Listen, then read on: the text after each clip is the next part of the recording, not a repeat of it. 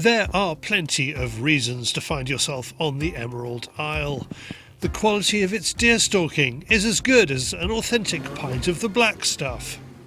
Ireland, it's exactly what it says on the tin. It's all here, like the number of deer alone. It's an experience just to witness. Ireland is now a world-class destination for Sika deer hunting, and there are outfitters offering combo packages with reds too, which is why we're here with Mr. Childerley. Paul has come at the invitation of his friend Mark Bellamy, who isn't Irish, and Mark's colleague Dave Wilson, who is. It's the joys of Sika though, it's never easy. And who runs Deer Stalking Ireland.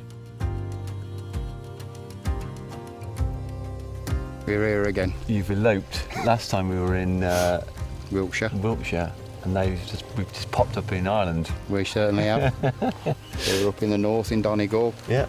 Red deer is on the agenda today. We're on one of the leases, so we're in the middle of a national park up in Donegal. So obviously you've got the mountain range all around us. You've got the forestry blocks as well, so clear fell. As you can see, there's a clear fell on this side. So a couple of the blocks will hold some of the stags, but this goes for a couple of miles that way. So have you got your good shoes on? It's got the oddest Irish accent, hasn't it? Yeah. It's got a Brummy twang to it. Yeah. Do you like Guinness? I do like Guinness. That's right, that's a good start. Yeah. So if you shoot one today, Yeah. there's a tradition up in Donegal. Yeah. So you have to have a pint of Guinness and a shot of whiskey. That's not a punishment, that's like a No, privilege. it's not a punishment, it's a tradition. It's traditional celebration Yeah. tradition, yeah. So you have to do that for one for every tine it's got. So if it's a 14 pointer,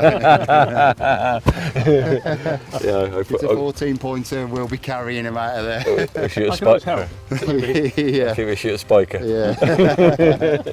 If everything goes to plan, it sounds like it could be a heavy night.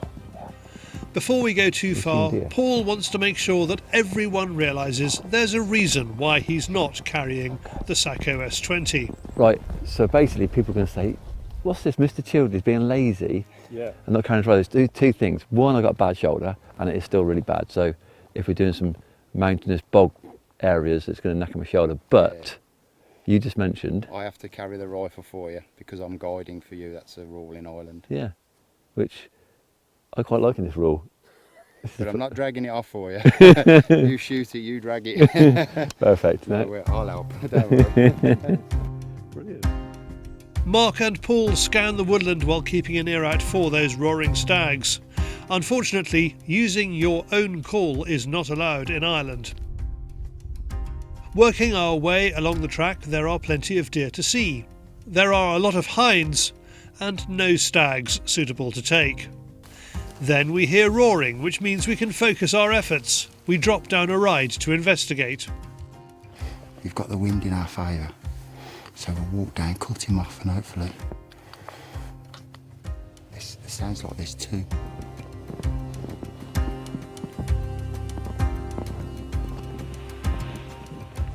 It's sounding and looking promising. There's a wallow at the bottom of the valley, and there is definitely someone of some stature holding court out of sight. We keep pressing on until we're faced with a decision.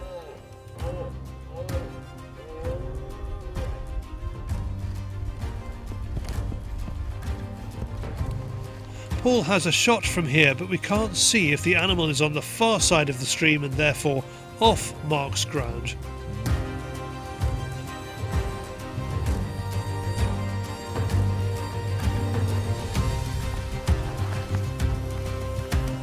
Paul and David head across no man's land to get as close as possible.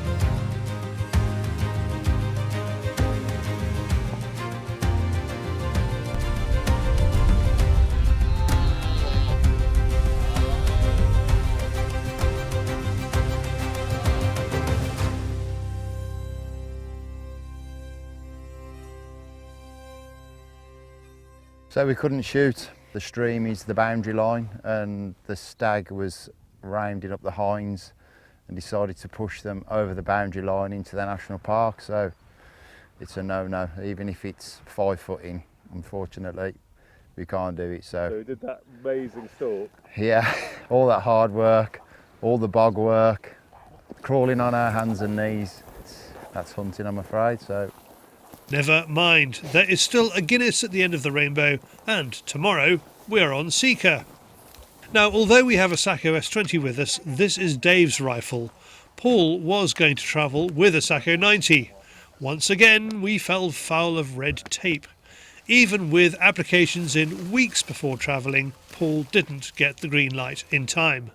I spy with my eye something that isn't... It is a Sako, but isn't my rifle. Yeah, so once again we had problems with bringing the rifle. It's our nemesis of travelling, I think, these days. You know, we did everything correct this time. I spoke to Dave and got all the correct paperwork in order, and it goes to a external portal, government run. So, and with this like a backlog of people coming over hunting, it's caught up in there. You can see it in there. Hasn't come through. So anyway, we were going to bring the 300 Win mount in the new Peak carbon stock. It's actually taken over from the carbon light. So yeah, shame we didn't. But maybe all the sort of advertising, all the promotion we've done, Dave has bought a 6.5 PRC in the old S20, which, you know, used to using. I brought my scope over, clipped it straight on, couple of shots, zeroed it in. Happy days. On with the hunt. Stalking Sika is different from stalking reds, even in the rut. It's probably closer to doing fox control with the levels of stealth required.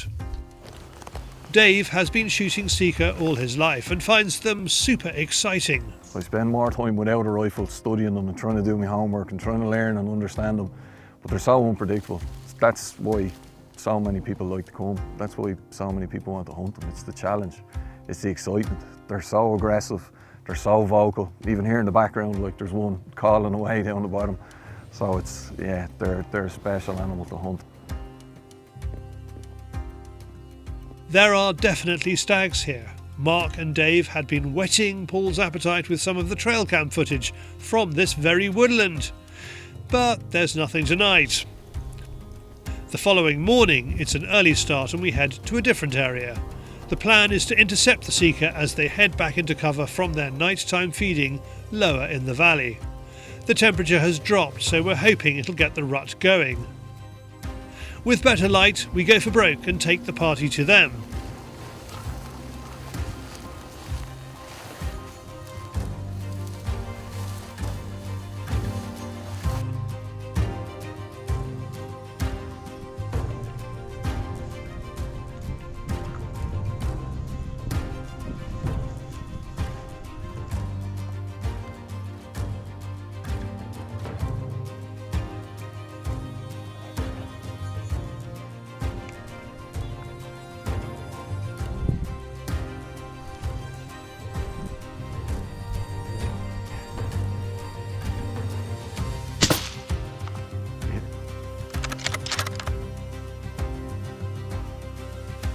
Brilliant. Yeah. Let's go have a look.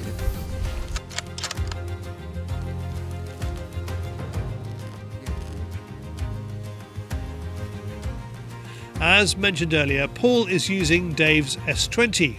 So what round does he favour for the bigger, stronger deer?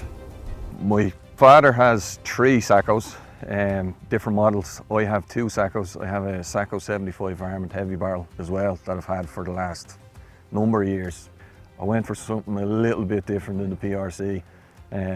Slightly heavier around, obviously doing reds and stuff like that, just having that extra little bit of punch.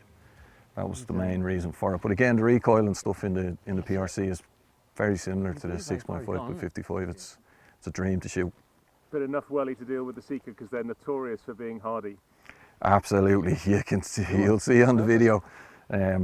The one even this morning, like perfect shot, had no heart and lungs left inside and still managed to make over 100 yards across rough, boggy ground. They're just indestructible. It doesn't matter. It doesn't really matter the calibre that you're shooting them with. It's just the animal. They're so hyped up and pumped up the whole time, especially now with the rut. It's just mainly adrenaline and power. They're just a strong, powerful animal. He's only young, I would say maybe 3 at most. Obviously, there's a big frog. Trophy frog. Yeah, yeah. There you go. Where's he going? There he is. Yeah, he's only young. He's for around here. You get. I don't know if you've seen the head that was there, but around here, there's a lot of big mature stags that keep the likes of these pushed out over here. Just before you took the shot, there was actually a big guy just moving across the bottom of the bog over to the females on the other side, but obviously with the squeak. Yeah. Take our chances. Yeah, kind of put us under a little bit of pressure. And when they fight, they kill each other sometimes?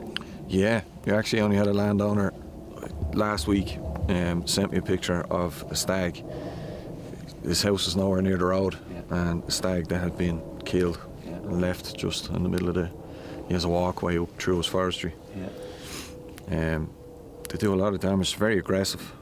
Just quiet this morning for some reason, which is strange because it was 5 degrees when we got out of the car. Yeah. So I was expecting them to be a little bit louder. Yeah. And then obviously stags together still, as you can see there. So just hasn't fully kicked in just yet. Okay.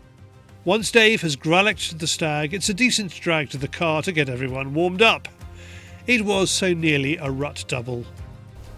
If you'd like to enjoy Irish hospitality with a hint of Brummie, check out Deer Stalking Ireland on Facebook or Instagram, and once you've used Dave's Sako, you'll be after one yourself. So to see the full range, including the Sako 90, head to sako.global.